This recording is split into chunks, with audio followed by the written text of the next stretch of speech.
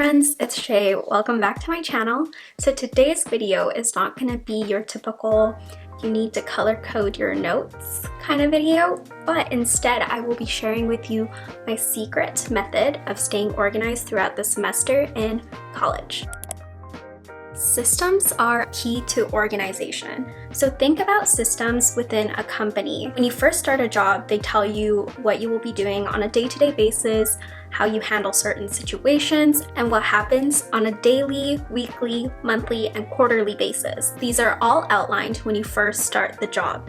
So as a CEO of your own life, you need to be outlining repetitive things that happen during your semester. The 4 systems I have in place are my planning system, my note-taking system, my studying system, and my filing system. So I wanted to share with you what I do in each of these systems to stay organized during the semester. I use Google Calendar and a Filofax type of planner. So on Google Calendar, I put in events, repetitive tasks, and I use that for time blocking. I think that this is a better way to plan than having an hourly calendar because in school you have basically similar events scheduled repetitively during the week. Then on a separate planner, I use that to actually outline what I'll be doing in my day-to-day. So on Google Calendar, let's say I put a block in for studying.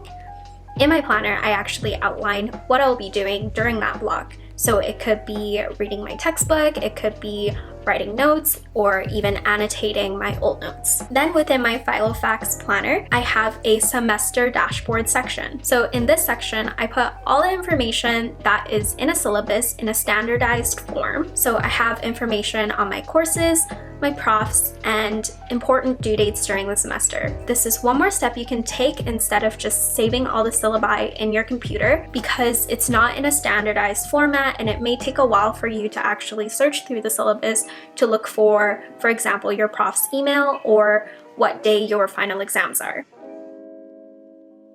So next is my note-taking system. So I have a 3-step system and it is all done digitally, but you are able to do the exact same thing on paper. So first is the notes that I take in class. I do this on an app called Notability. I just import the notes that my prof sends to us, and then I annotate on top of that during lectures. So I write down anything that is not already on the page or anything that the prof just emphasized and that I get a feeling that it will be on the final exam. Then I take all of my annotated notes and create my own set of notes. So in my own set of notes, I have everything that was talked about in lecture and plus any necessary readings. It's all compiled up in those general notes. I make sure that I put these notes in my own words in a way that I can understand. So by the end of the semester, I never have to refer to the lecture slides. And my last step is that I take the general notes and then put it into a more condensed way. Most of the time I do a mind map because it helps me with understanding the bigger picture of the lecture instead of just knowing every little key thing. And that leads us to my study system. So my first form of studying is me actually writing out the notes and making my condensed notes. This helps me familiarize myself with the information and concepts. And then when I make my condensed notes and I feel like my general notes aren't good enough or that I didn't write it in a way that I can understand it, then I look for other resources like YouTube videos, textbooks, or friends and ask for more clarification, and then I annotate it back into my condensed notes. I make sure to put it in a different color so I know that it was a concept that I didn't understand very well in lecture. And then I take my most condensed notes and look at each word and try to recall what I know about that word. So this is useful for classes with a lot of concepts and a lot of vocabulary. This can be applied to chemistry and math, but for classes like that, I go even further, and after studying with my condensed notes, I try to do my homework or practice questions without the help of my general notes, just my condensed notes. If I'm not able to answer the questions on my own, then I make sure to note down the concepts that I forgot about and to review it further. Then I have my filing system.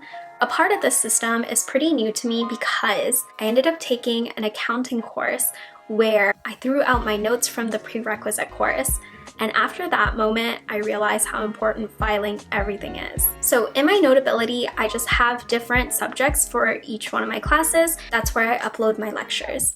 And then in my GoodNotes, I always have one notebook for general notes, and then I have a folder where I keep any class handouts, homework questions, or anything else like that. And as for my computer files, I find that it's really important for me to back up all my notes after every single semester, so I just put it either on Google Drive, or I recently got a hard drive, so I put it there now. But you could just find a scanning up on your phone if you use a physical notebook to take notes in, and you can file it that way. So after going through all these systems, I hope you can see the importance in having a system. University can be pretty repetitive, so once you get to your second semester, you pretty much know how the rest of your university career will look like. So by the end of the first semester, you could just take some time to outline systems that you have. Outlining a system also helps with finding out the reason why some parts of your academic life is not working. For example, if you did poorly on an exam, you could just refer back to your studying system or your note-taking system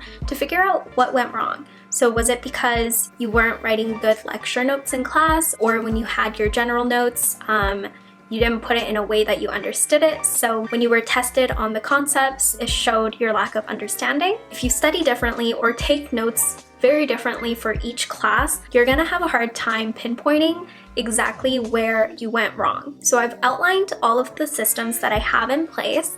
I'm curious to know if you already have systems in place, or if you are going to create one, what system are you going to create first? If you enjoyed this video, make sure to subscribe to my channel for more content like this and turn on the notification bell. Until my next video, you can find me on my blog and my Instagram. As always, thank you so much for sticking till the end of the video, and I hope you have a sunny day.